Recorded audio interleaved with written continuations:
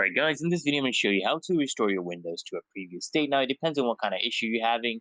Some issues you just reset your PC completely, or you just remove and install the Windows update, or you just do a repair function, or completely you have to wipe your PC.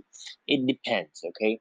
But I'm going to show you how to restore it to a previous state, right? So all you need to do is right click on start button right here and then click on settings, okay? Click on settings, and once this menu's loaded, okay, there's a bunch of options right here. What you want to do is click on the last option right here. This is update and security, right? It says Windows Update Recovery Backup. Click on this option right here.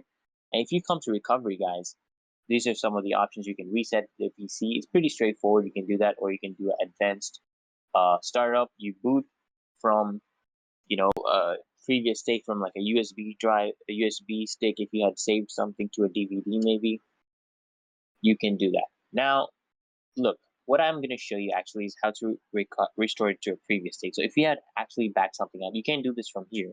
What you want to do is come to backup instead of recovery, okay? Come to backup. This is where many people make the mistake. They come here in recovery, but what they need to do is come to backup. And I know it's counterintuitive because we're not going to be adding a backup right now.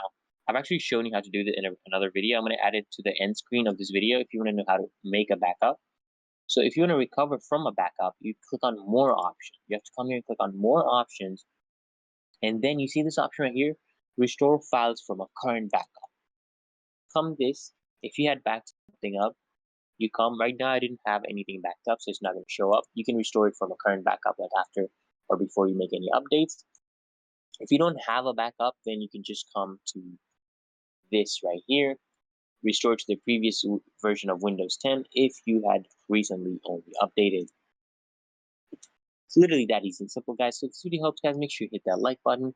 Comment down below if you're still having any issues, and I'll try to search you out and guide you through the best method for you, actually, guys, because there's actually different methods for different issues.